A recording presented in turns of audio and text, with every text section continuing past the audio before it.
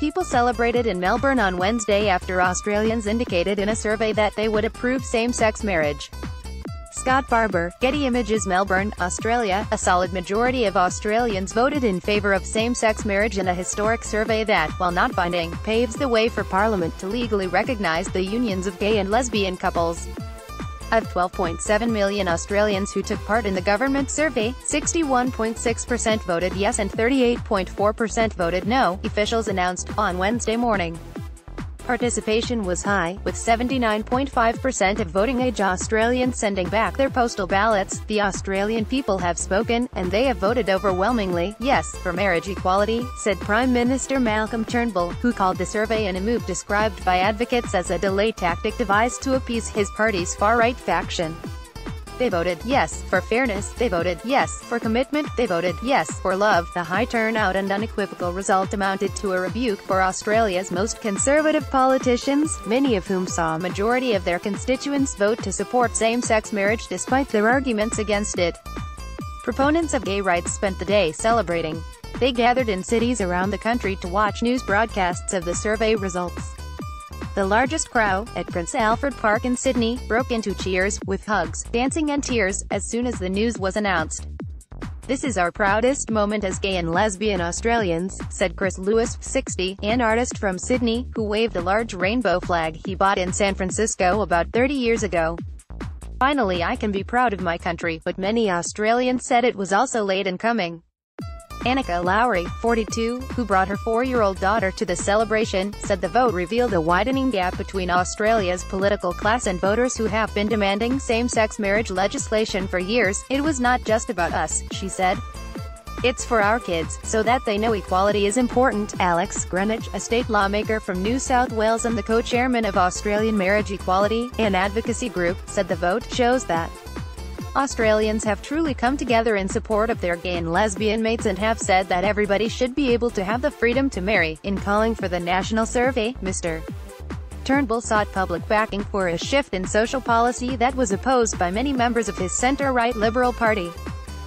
Turnbull voted yes, and he urged other Australians to do so as a matter of fairness, seeking to blunt opposition from far-right members of his party.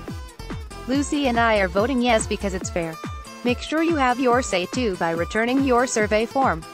pic.twitter.com/6exotic7pq, Malcolm Turnbull, at Turnbull Malcolm, Sept.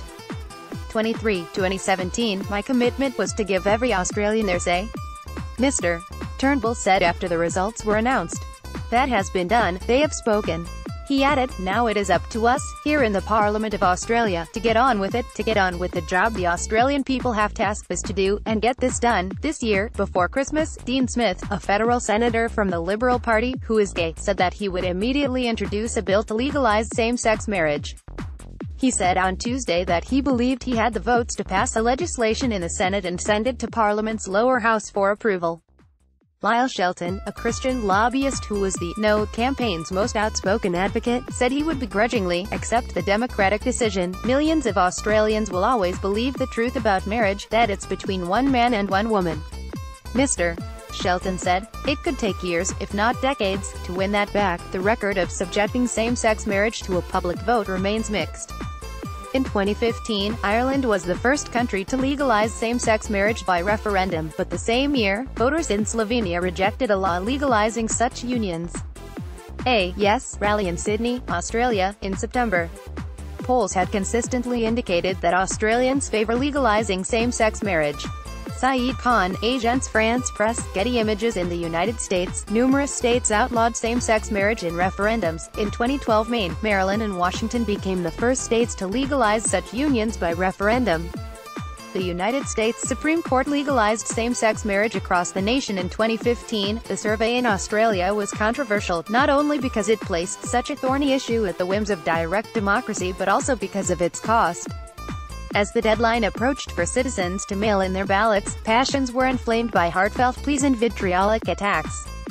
Many supporters of same-sex marriage opposed the survey, saying that human rights should not be a matter for an up or down vote and urging Parliament to decide the matter. Estimates put the cost of the survey around $122 million Australian dollars, or $97 million. The poll was not a legally required step for changing the law. Activists in September challenged the survey's legality, arguing that it was an unconstitutional use of tax money.